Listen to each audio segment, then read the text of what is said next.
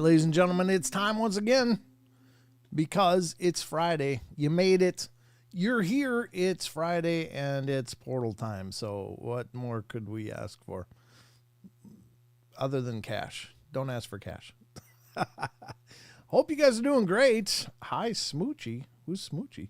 Oh, Smoochy came in. I don't know that name before. I like it, though. It's cute. Smoochy, welcome to the show. And thanks for coming in and checking it out. Hopefully you will like it enough to make this your home, another home. I don't have enough room for you to move in, but you can visit every time we do live streams by hitting the subscribe button and ringing the bell, all notifications. Then you'll get notified. But we do these live streams every Wednesday, Friday, and Saturday, and I'd love to see you here. So thanks for coming in and being a part of it. Good to see you all. Deb Varner's here, our very own Deborah Varner. She's been a part of the family forever, and it's just been awesome. Whoops. I'm waiting on an update from Mr. Charles Howard Johnson because tomorrow night, ladies and gentlemen, there shouldn't be a live stream. And the reason why tomorrow night there shouldn't be a live stream is because I believe Charles and I are going to be going on an investigation, checking out a haunted bar near here. It's called D-Max.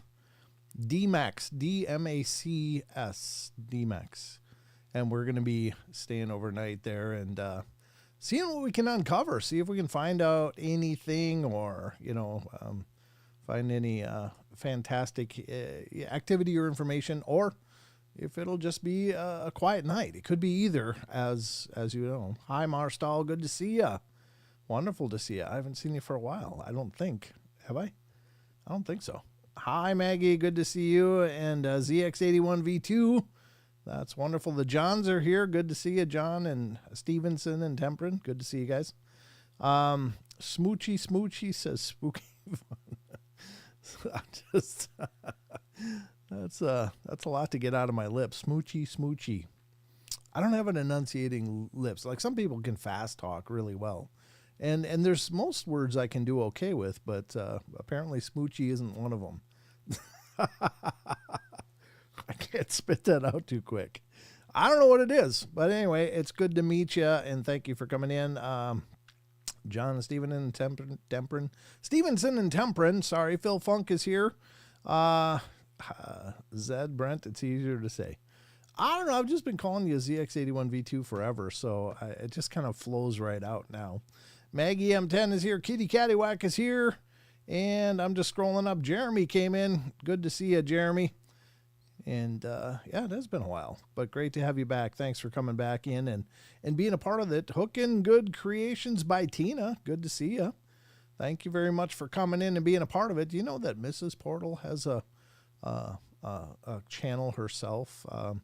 And it is called Everything Arts and Crafts on YouTube. And she hasn't done a video for quite a while, but she's got some great ones up there. And so if you're looking for some crochet videos, check it out. Everything Arts and Crafts. That is my bride, the Mrs. Portal, as it were. So she's got like over double the subscribers I have. So I should have learned to crochet, and I probably have a much bigger channel now. But that's okay. I'm not real passionate about crocheting personally. Not that there's anything wrong with those of you that do, but yeah. Oh man, I'm getting a cough. Hold on.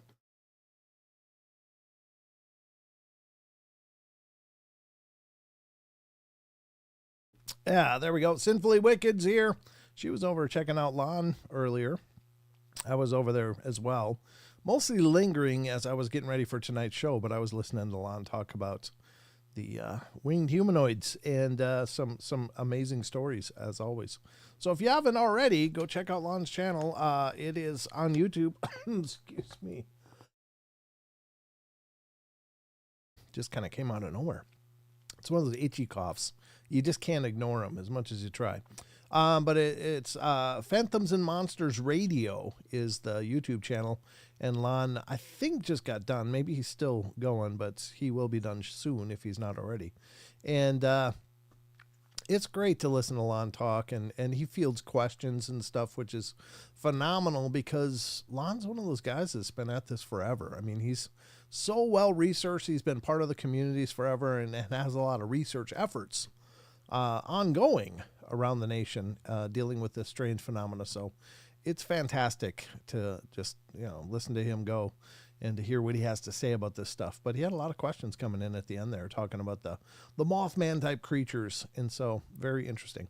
But good to see you, Sinfully. I'm glad you made it over here. Grateful Owl is here, who apparently cannot do cartwheels or will not do cartwheels. I'm not sure what it is, but but she feels like it every time the stream starts. So that's awesome. Great to see you. Who else? Rachel is here. Good to see you, Rachel.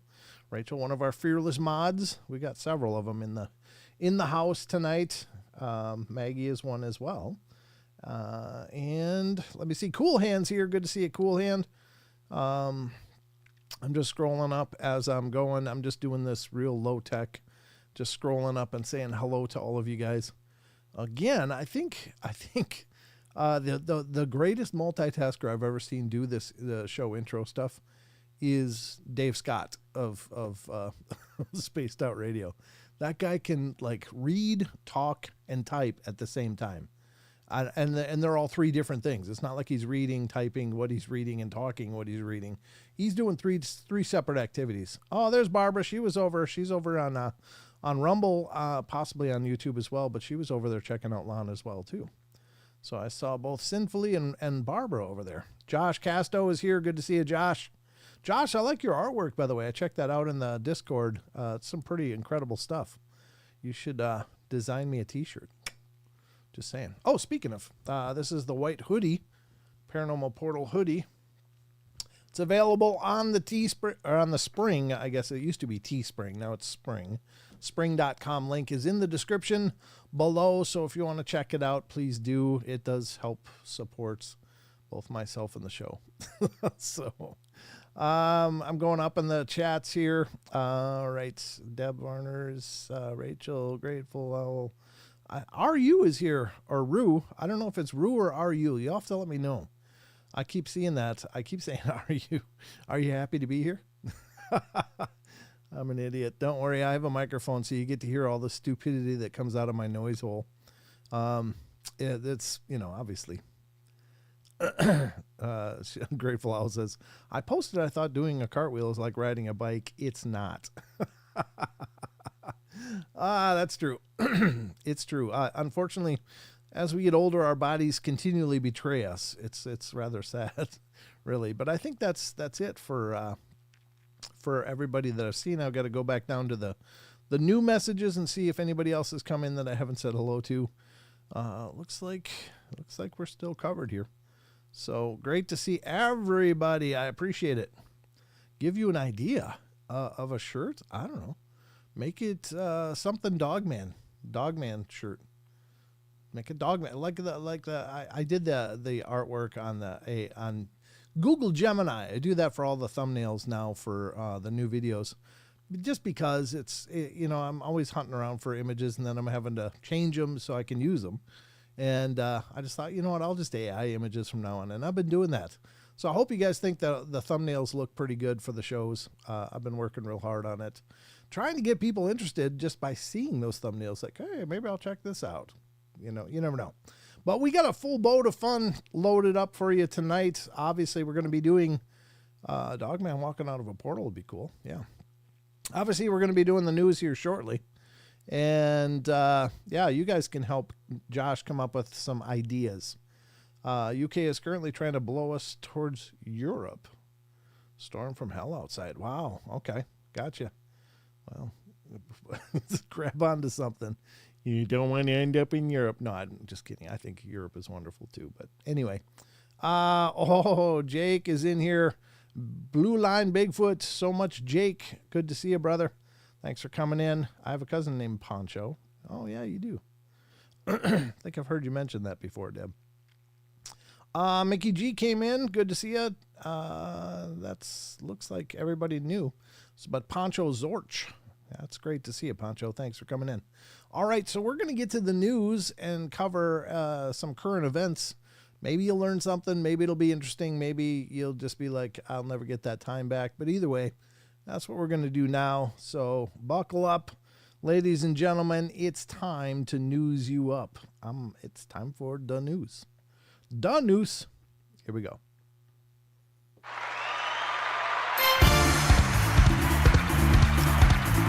Hi, Amy. Amy Creel just came in. Good to see you.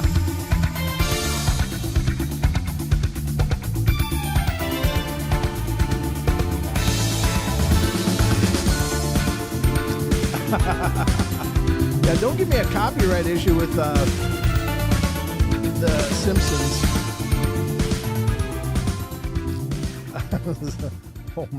Homer coming out of a portal. Yeah, I don't think I'll be able to sell that one, even though it'd be great and I'd love it. Probably isn't the best for promoting portal gear. This is a brand new sweater too. It's kind of clingy. It hasn't broken in yet, but I thought, you know what? I better wear this. So I did, but great to see you all. Welcome to the Portal News Desk. As always, throughout the course of the show, we utilize a lot of different sites, and please, please, please visit these sites. Please give them your love and attention, and I know if you do, you're going to love it because you're obviously in here. Nocturnal Frequency Radio popped in. Good to see you. Thanks for coming in. I thought I saw you last night on somewhere. Was it on God, why is my head just blank? I'm so bad with names. And was it on Our Paranormal World last night? I don't know. Maybe it was, but maybe not. Maybe it was on Rob's or Texas shows. I don't know. I know I've seen you before, so thanks for coming in. All right, here we go. We're going to get to the news here. New moon portal opening as we speak. Smoochy says, step outside and look close at the moon. Well, if I do that, you guys are going to get real bored here quick. So I'm gonna just stay here. I'll go out after the show, though. Monica, thank you, God. Why was Monica gone from my brain? And I just loved being on that show. I love talking to her and Joe. I remember Joe's name. Why did Monica's name just zap out of my skull? Getting old. Ugh. I've always been bad with names anyway. Like people I've known for years, I'll be like, I don't know. It's just some mental defect of mine, some dyslexia. So I apologize. I love Monica dearly. She's wonderful. And I had a lot of fun on her show. Yeah. So that was really cool. And we had a long time. Yeah. Breezy Joe. Yeah. I was there last night and we had a great talk. I think we went for over 2 hours, like 2.5 hours was the show last night. So thank you to any of you that went over and tuned into that, checked it out. But happy Friday, Werewolf 5674. Someone here named Werewolf 5674? Excuse me. Well, if there is, welcome to the show. Welcome to the show. Kat Doherty just came in. I'm Smoochy. No, you're Smoochy. All right, let's get to the news. Again, please visit these sites. Give them your love. Give them your support. Your support equals revenue for them. By just visiting and giving them traffic, you are helping to promote their platforms, so please do that. Karen Alberding came in. Good to see ya. I've been watching. She says, finally on. The internet in the house is horrible until we get it hooked up. All we have is Wi-Fi and whatever leaks over from the RV. Oh, well, I'm glad you made it. Thanks for trying and keeping on trying. That's wonderful. So I got a few news stories to pull up for you guys tonight, and hopefully you'll enjoy all of them. This, I don't think, comes to as much as a surprise to anybody, but I thought it was interesting and we could cover it. I got to wait for the computer to catch up with me. There it goes. Yeah, the old portal hamster wheel is getting pretty rusty. So going to have to upgrade. Get a couple squirrels in there next time or something. The hamsters just run out of gas too quick. So here's the first article on our show tonight on the news. And this is coming from an amazing site called unexplained-mysteries.com. And I think, again, this is something pretty much everybody knows, but let's check it out. There, I had to clear the pipes. Goats and dogs are able to predict earthquakes and volcanic eruptions. I think we're pretty good at picking up volcanic eruptions too, if they're close enough, and earthquakes. But let's see what this says. A new study aims to observe the behavior of goats, dogs, and other animals in an effort to predict natural disasters.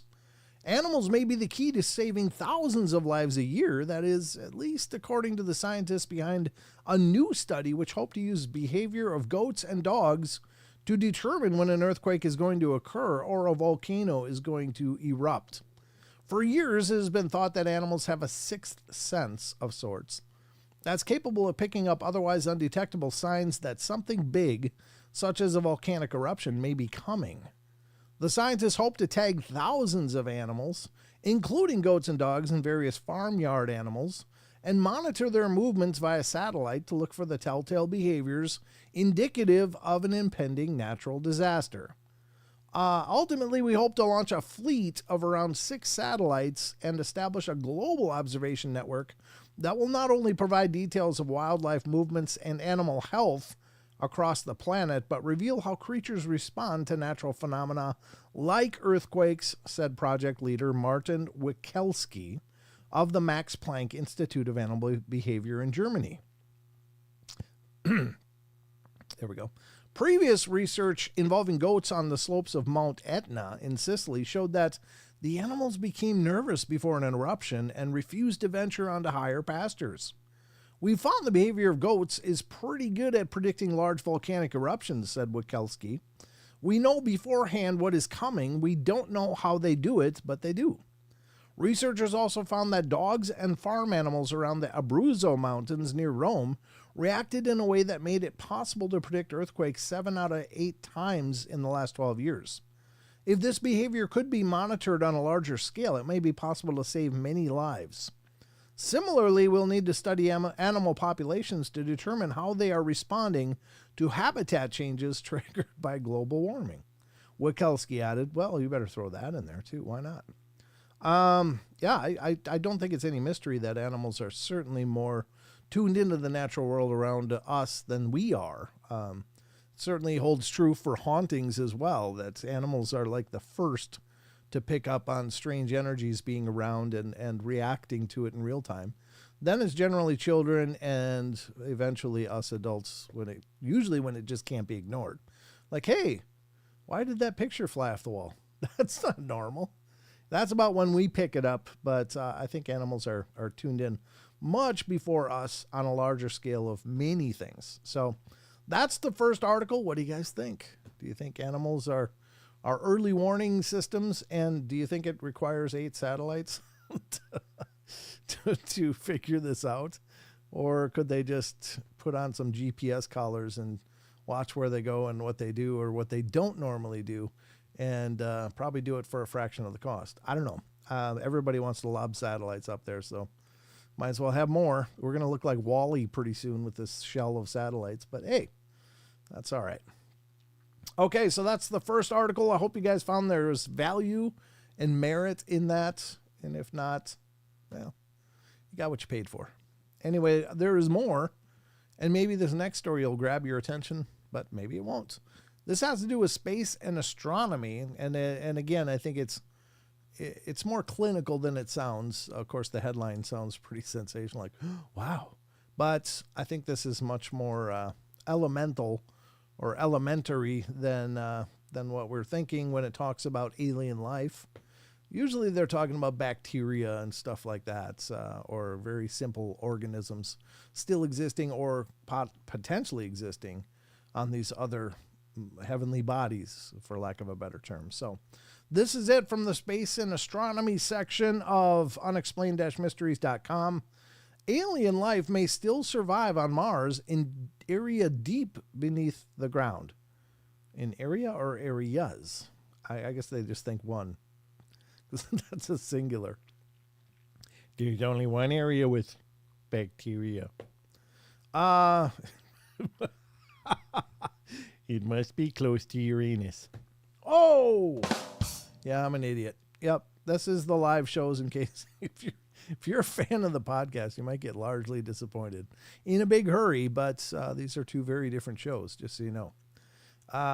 That's Arizona. It might be Smoochie. I don't know. It could very well be. It says, is there life beneath the surface of Mars? ? I guess it does look like Arizona, though. Good. I've never been there, so I don't know. But it says, new research has highlighted a place on Mars where we could still potentially find primitive alien life forms. All right, let's see what it says. For decades, scientists have been attempting to determine if alien life does or even did exist on the red planet, a place that, in the distant past, was a lot more like the Earth, with rivers and oceans of liquid water. And the environment that was much more hospitable than it is today. I think having an atmosphere is a big part of that, and somehow Mars seems to have lost most of its. I almost said most. I don't know. I've been talking much today, and I think it's all built up, and now I'm shaking crap loose. Sorry about that. NASA has sent rovers to explore the Martian surface, and these have consistently found tantalizing signs that Mars could have once supported primitive alien life forms. Direct evidence of actual organisms, however, has so far proven elusive. Now, though, a new study has highlighted what could be the most promising place to look for alien life on Mars today. A subsurface region that lies between 4.3 and 8.8 kilometers beneath a vast and ancient plain known as whatever the hell this word is. Acadelia planitia, I guess. I don't know. Anybody want to take a stab at that? I think I'm all right. I don't think it's Acidalia. But anyway, let's continue. The particular subsurface zone is believed to have the right conditions to support life. Good. Okay. Including shelter from the harsh surface conditions, residual geothermal heat, and traces of water. And it's also quite a large area. The plain itself stretches over 3,000 kilometers across. To find life there, however, would be necessary to send a rover or lander capable of drilling down several kilometers and retrieving samples to study.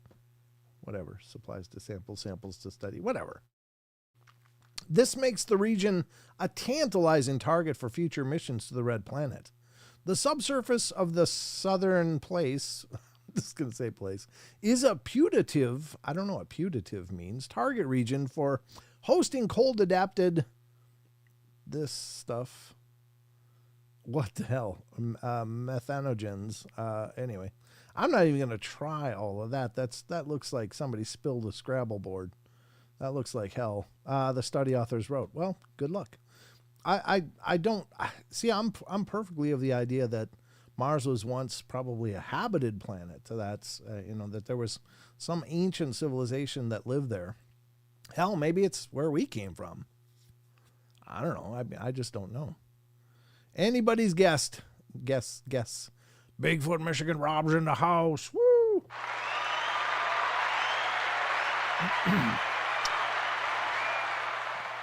I didn't even know you were on earlier, Rob, but cool. I know you guys have this incredibly busy schedule over there between Rob and Tex and Blondes and Booze and Monica's show and Paranormal Paul. I mean, God, you have this whole collection of people and Daniela Diva. I mean, there's just this amazing group of people working together, putting on shows, and it's some great stuff. If you guys haven't checked it out, go check out Bigfoot Michigan Rob's channel, BMR. And your Lions won. Congratulations. I did check the score. I was like, well, Rob's got to be feeling pretty good today. I didn't know what the Rob's mood meter was going to be until I looked at the score and I went, oh, hey, David Barnes. Good to see you, brother. Good to see you. Thanks for coming in tonight. Batman's here.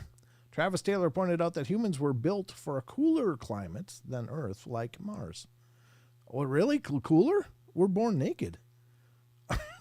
It's like, I'm not built for cooler. I'll tell you that. I'm part of the newer generation of Earthlings where, yeah, I feel great, but I'm still sick. Oh, well, I hope you feel better, Rob. Get better. Get better, brother. Get better. Rob's been under the weather lately. He even did a show when he was just dragging his tail. So there's the update on Mars. I don't know. I think there was a lot of life there at one time, but I don't know what happened. Something happened. But I know that some of those pieces of Mars, some of those locations really do look like foundations and stuff. I mean, there's geometric patterns of what look like the foundation of what was buildings at one time. So I don't know, whatever it is. I think we're just beginning to crack the Mars egg, if you will. So there you go. I don't know. That's the next article, though. And you might not have known that, but now you know. I guess we both learned that they're looking to drill kilometers deep on Mars. What do you think would happen if they just found huge deposits of gold? You got to be. I mean, come on. You know the space race would really heat up then to get to Mars. There would be people lobbing up Rubbermaid bins to try to get to Mars. I mean, I don't know. There's just if they found like some serious mineral deposits there, can you imagine how many companies would suddenly be way interested? So maybe that's part of why they want to drill, is just to look for mineral deposits. No, it's life. We're looking for life. Sure you are. Sure you are. Anyway, there you go. Flipping summer flu. Maggie, you got a summer flu? No. That's not good. Those are the worst. Sending love from the Poconos, laying down to listen while resting. Take care, David. Thanks for coming in, brother. And hopefully you'll be mildly entertained for the rest of the show as well. All right, let's continue on because there's more. And it's one more article we're going to cover tonight. Then I'll hold the last two for tomorrow night. And maybe they'll pop up a new one for me. But this one is a UFO report in the news from unexplained-mysteries.com. And I believe there's a video as well. So we'll watch the video. So stand by as we get into this. This is the UFO phenomena files of unexplained-mystery.com. Mysteries.com. Veteran police officer films mystery object over Connecticut. I wonder why there's so many states that have letters they don't even use. It's like Illinois. Well, just get rid of that S at the end. What's the point? And and depending on where you are in Missouri, it's Missouri, which is not an I at all. I don't know where they get an A sound, but they do. And several others, but Connecticut is another one. They could just simplify the hell out of that word and help out children everywhere learning how to spell. But they got to have it Connecticut. No offense to any Connecticutians here, whatever the hell that would be. Robert Klein has come forward to reveal an unexplained encounter with a UFO that occurred back in 2022. Klein, who's been with the police force for more than 25 years, had been on a routine night shift when he observed something strange in the sky near a reservoir in Connecticut's Fairfield County. He described the object, which was hovering 30 feet above his car, as being the size of a Mini Cooper. It cycled through several colors, red, green, white, orange, and had a plasma-like quality. I've seen my fair share of drones and meteors, he said during an interview with News Nation. This was something I've never come across before. There was a really strong light. It lit up the entire cab of my cruiser to the point where I was having a hard time driving because I really couldn't see. I was blinded by it. He quickly decided to stop, grab his camera, and record some footage. It gave off a low hum, which was very distinct, he recalled. A full News Nation news report and interview covering Klein's story can be viewed below. Well, we're going to go stop into News Nation here and have a look for our news. Again, I haven't watched this, so we're going to watch it together. Let me look and make sure it's all framed up right. Okay, here we go. Looks like that might be the object or the moon. I don't know what the hell we're looking at here, so let's get into it and find out. Oh. May not have been too far off, at least not from what a Connecticut police officer named Robert Klein saw back in April of 2022. Okay, let me pause this. My computer's still trying to catch up. Officer Klein is a married father of four. What the hell? Stop. There we go. All right, so he's a married father of four. And a 25-year law enforcement veteran in Lower Fairfield County, about 40 minutes north of New York City, and about a par 5 from where I live. All right, I am showing you. I had to pause it again while I was waiting for my computer. My computer's so bad. Oh, I don't know what happened. It was just like a month and a half ago. All of a sudden, it just pooped the bed on me, and it's gotten really doggy. I think it's planned obsolescence by maybe Microsoft bastards. Anyway, let's get back into this. A reenactment of what the officer saw, okay? So you can kind of see from his perspective this is a reenactment, though. I just want you to know that this guy is not a random nut job. He's an officer. Oh, do you like that? They said not a random nut job. Well, like everyone else, if they're not a police officer, is a random nut job?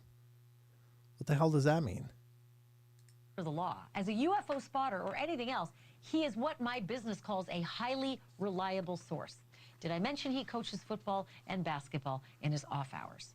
And on that particular April night, Officer Klein was barely into his overnight shift when he says his patrol. Again, this is a simulated reenactment, so it's I love the guardrails. Who the hell has a guardrail like that? What is that for, pedestrians? Aren't they worried about cars going off this road? Car filled with light on a dark stretch of road that runs along a lake. Sounds a lot like what Richard Dreyfuss saw.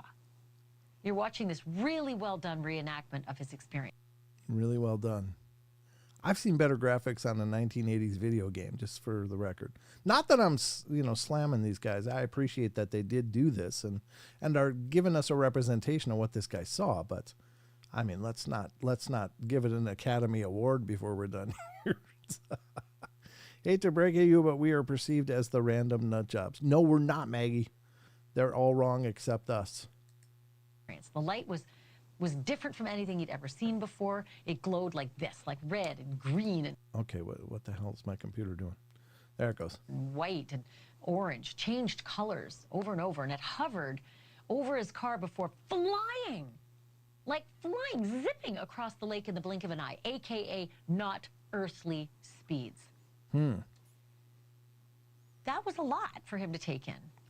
And beyond telling his partner and a couple of his buddies what he saw that night, he wasn't too keen on letting anyone else know. Okay. Well, this is like 13 minutes long. I'm not going to show you the whole clip. I just wonder, is there like actual footage here that he took? Let's see. I guess this might be it. When it blinked and instantly was across the lake, and if that's correct, how far did it go and how fast? It was instantaneous. And when I mean instantaneous, it was in front of me, and then it wasn't. It was over the water. I couldn't see it go from A to B. That's how fast it moved. Wow, that's pretty interesting. So I'll put a link for this in the show chats. If anybody wants to check this out, you certainly are welcome to do so. Just please wait till after the show if you don't mind. I'd like you to stay here. But I'm putting it it's in the YouTube Twitch chats, and now it's in the Rumble chat. So it's there if anybody wants to check it out and watch the full video for themselves. I mean, again, it's fantastic.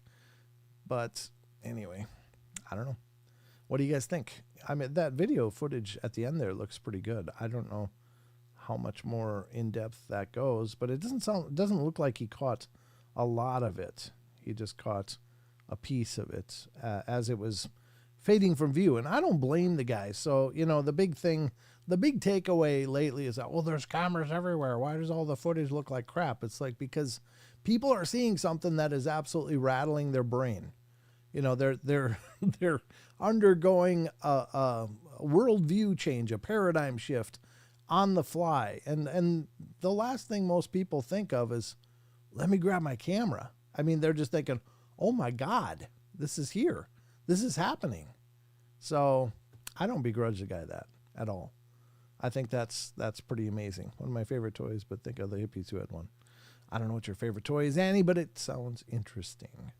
People see paranormal stuff when they step out to smoke. I give up. Yeah, you know what, Jordan? I'll tell you what. Back when Don was on the show, we would marvel at how many stories of personal accounts started with, I was out on the porch having a smoke, or I was outside of where I work having a smoke. And it was crazy. It was like those people are maybe taking a lot more smoke breaks than they're leading on with, or they just have really impeccable timing because they always end up catching some of the most bizarre stuff. So, yeah, pretty crazy. Brent, Light Bright toy. Oh, Light Bright. Yeah, I used to have one of those. I was largely disappointed after about 5 minutes, but, you know, you get those maps, like put green here, put blue here. And once you poke them through, they're like, well, I got nothing. And it blocks out all the light except for the little peg. I used to love Light Bright, but again, it was a very short-lived toy for me because I don't know. You know what I did do with it most of the time, though? Is I would just put a bunch of different colors on there and pretend it was a control panel for a spaceship or something that I was flying.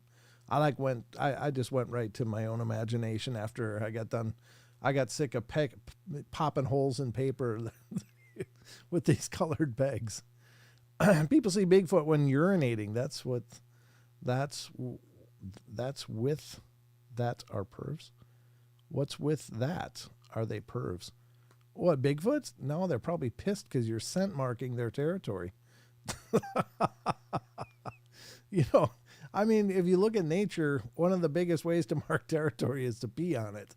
And here we come, Joe Camper with the family truckster, and get out and have a nice pee right in the middle of their property, and it's like, you know, they probably don't appreciate that a whole lot. I'm just gonna put that out there. I don't know if I'm right or not, but you know, that's my take. That's my take. They just don't want to admit that they were peeing off the porch into the yard, so they say they were smoking. Amen, Batman. You never know. Could be code word cigarette break, and they're literally pissing on the bushes at the time. But you're right. They could be scent marking, and that just stirs up all kinds of hell. So anyway, maybe the hormones attract them. It's possible.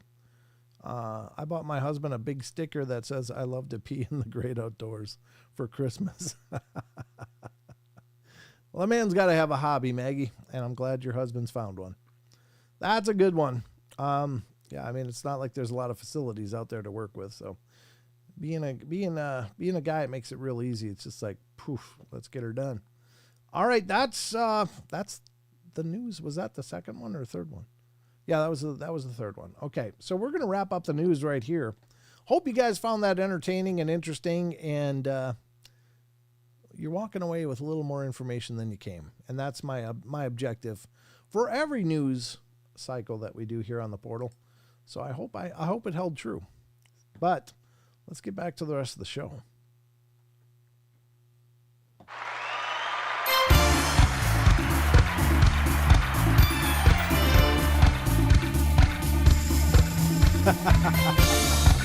Yeah, he'd be thrilled that you're out there. You're out there telling it to the world.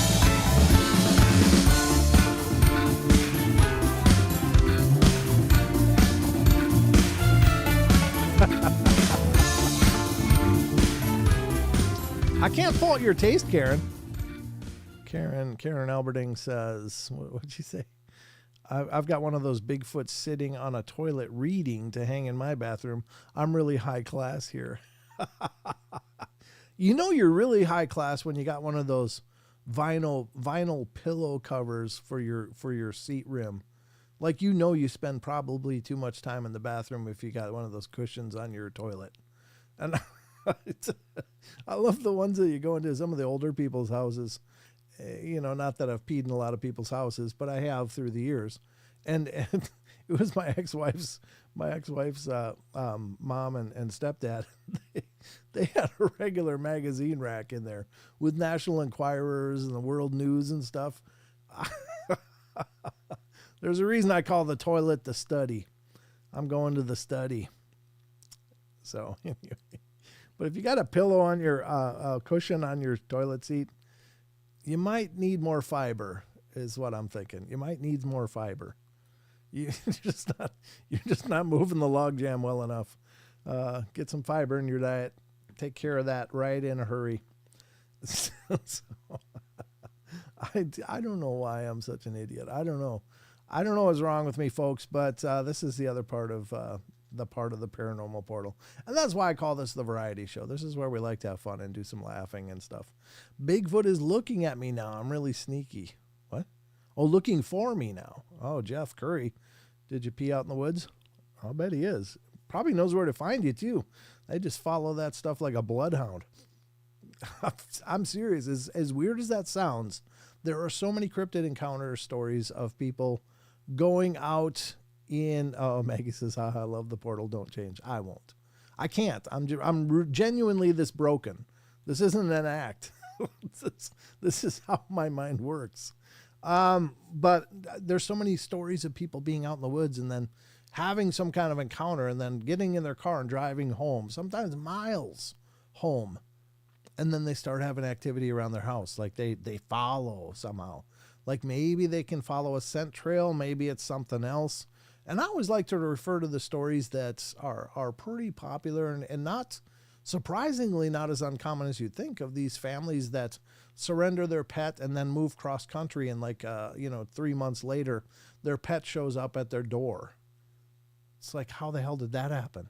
I mean, these people are traveling on interstates and through mountains and through all kinds of different terrain. And somehow these animals still are like, nope, you're my family. I'm coming with.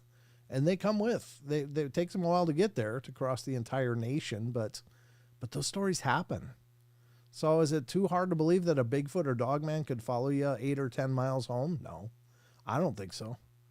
I don't want my toilet to talk.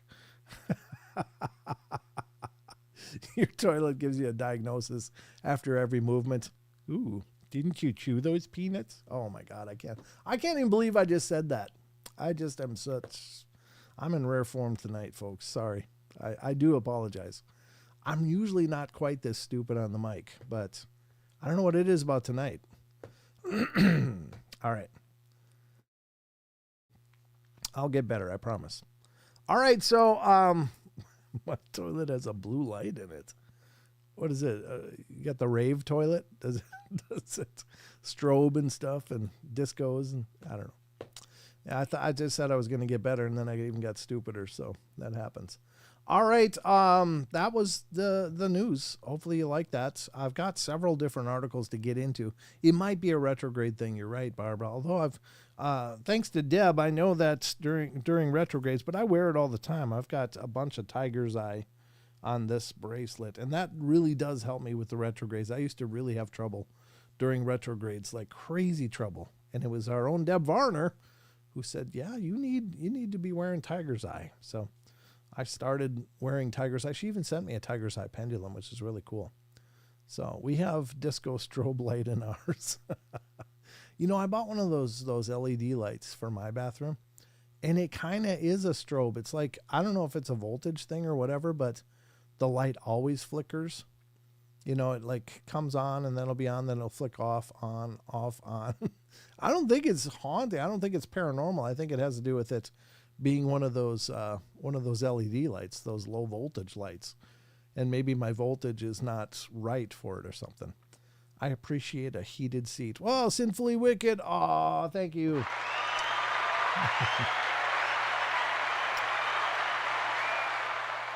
There's a reason I close every show with the last line is the laugh as much as you can, because I think laughter is healing, and I don't know, with the world today, I think we all need a little healing. So that's why I get like stupid and irreverent on these shows, just because I like to have fun too. Of course we take the subject matter very seriously, we really do, but we also like to have a good time with it. So I hope that's not offensive to any of you new listeners. You're like, oh, what am I doing? What am I doing here? We just like to have fun. So I hope you understand the spirit of the show. But Enfully, and I said anyway. I was going to say anyway, but I read sinfully got the clap at the same time, and I ended up with Enfully. That's how bad at multitasking I am. Dave Scott, you are a cryptid, sir, or an alien or something. I don't know. All right. Anyway, definition of family is sitting down on a toilet that's still warm and not being grossed out. Oh, that's true. But now that you mentioned that, what can I say? I got a family. It's not always cold to go in there. It's not always a cold seat to greet me. But that's where those pillow ones actually come in handy, because they warm right up. They're just like, suddenly you're just all snuggy. and oddly cradled as you take care of things. Yeah, there's no way I'm getting better tonight. You're going to deal with this for the full 2 hours, ladies and gentlemen. It's not going to get any better. Rachel, Jordan, John. I'm just looking at the chat as it flies by. They come in the day as well, joking aside. Well, they do. They do. Uncaged Savage. But I thought it was a cool episode. I do have a couple of Dogman stories and a Skinwalker stories coming up at the beginning of the Cryptid Corner when we get to that. So that's why I chose that image. And it's not, I did the image in Google Gemini. If you're ever looking for an absolutely free AI tool to develop AI pictures, that's the one I use because it's my favorite price. Free. I'm cheap. And there's a reason I'm cheap. The portal's on a budget, so cheap is my favorite price. My great-grandmother didn't have heat in her bathroom. She sit on the toilet for me when I was a toddler. Oh, that's sweet. I mean, it's it's interesting demonstration of love, but it is love. It's just, yeah, you don't want to dread going in there. You got to go in there and take care of things. That's what it is. Hubby isn't a plumber, but he worked on our lines and on my toilet sings when you flush it. My grandson thinks it's funny. Wow. That's kind of cool. Maybe he's missed his calling. The singing toilet. Like somebody should make a toilet that every time you flush it goes, hallelujah. Hallelujah. Yeah, no, I'm just not going to get better tonight. That's all there is to it.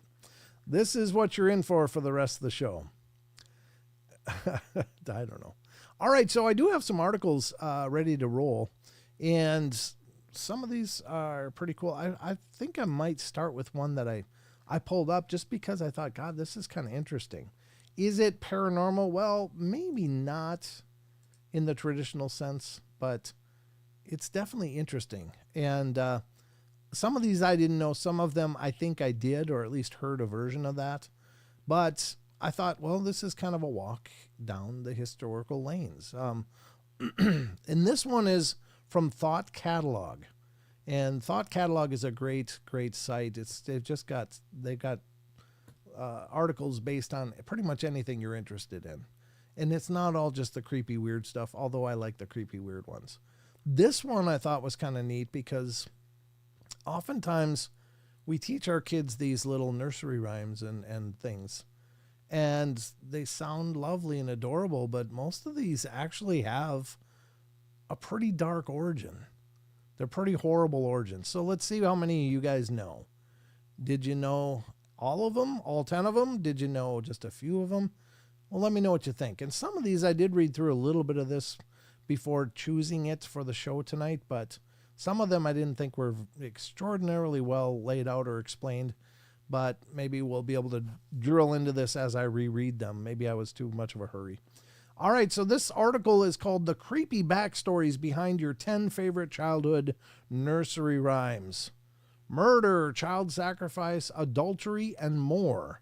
And this was written by Katie Mather, and it was last updated in October 22nd, 2020. So again, Thought Catalog, Katie Mather, and it's from 2020 in October. So, yeah, I did it right. I turned it off last time. Good. I wasn't sure what I was going to get there. All right, here's the article. Again, the creepy backstories behind your 10 favorite childhood nursery rhymes. All right, the first one up is Three Blind Mice. Now, sounds like an innocent enough story, right? Three blind mice, see how they run, see how they run. They all ran after the farmer's wife, who cut off their tails with a carving knife. Did you ever see such a thing in your life as three blind mice? I'm sure every one of you knew this growing up at some point. This one is actually pretty creepy without the historical context. Note to self, ask Mom why she thought it was okay for a 6-year-old to gleefully sing this. Queen Mary I is the farmer's wife mentioned, although she had a cuter nickname during her reign, which was Bloody Mary. You can guess why the 3 mice represented 3 noblemen who weren't really down for Mary implementing Catholicism throughout England, and they were convicted for plotting against her instead of chopping their tails off. However, Mary just casually burned them at the stake. Dear God, that is horrifying. Sometimes I think, oh, wouldn't it be nice if life were simpler like it was back then? It's like, no, it wouldn't be nice. It would not be nice. People were not really nice, and they dealt with problems in a pretty disgustingly harsh way. So I think we should be very grateful that we're alive when we are alive, which is now. Number 2, Rockabye Baby. Rockabye Baby on the treetop. When the wind blows, the cradle will rock. And when the bough breaks, the cradle will fall, and down will come baby, cradle and all. This is the one I didn't think was explained really well, but tell me what you think. This song is pretty spooky by itself, too, but consider this the next time you sing this lullaby to a sleeping infant. A proposed origin of the song says it's about King James II and Mary of Modena passing off a random child as their own in order to ensure a Roman Catholic heir to the throne. So they just took a kid. Yeesh. And I don't know how that relates to the 3 blind mice. Yeah, that kind of relates. Once it's explained. This, I don't know how that relates, but it's creepy. Hey, I was one of those kids, Deb. I thought the pig was going shopping too. I didn't realize that when it went to market, it was not a good thing. I didn't know what that meant. I thought, man, that guy's going to town. I didn't know he was going to be on the rack himself. Ring Around the Rosie. Now, this one I did know. Ring around a rosy, pocket full of posies, ashes, ashes, we all fall down. Nothing like teaching children about the bubonic plague as early as possible. Ring Around the Rosie is not actually about frolicking around a rose bush, but about the plague that killed 75 to 200 million people in the mid-1300s. The symptoms of contracting the plague included a red rash in the shape on a ring on the skin, as well as sneezing, which explains 95% of the lyrics of the rhyme. Pocket full of posies infers to how people would fill their pockets with sweet-smelling items to cover up the perpetual stench of death, and also because some were convinced that the illness spread via bad smells. How many of you knew that? How many of you knew that Ring Around the Rosies was actually about the plague in the 1300s? 1 if you knew, 0 if you didn't. 1, did you know? 0, you didn't know. This is a chat poll. So please feel free. 1, if you knew that it was about the plague. Okay, I did. Yeah. John. Or you can just say I didn't, me, I guess. Maggie knew. 60% of the everyone is the estimate I read an hour ago on the plague. You read about this an hour ago? Nice. That's a little synchronicity. Okay, most of you guys did. Okay, very good. All right, I did know this one too. Elaine did not. That's fair enough. Jeff Curry did not. Sinfully Wicked knew. Josh Casto did not. Annie did. And Jordan Cogburn did. And Blue Cruise did. Eric Walker did. Okay, so most of you guys knew this. Okay, Marstall did not.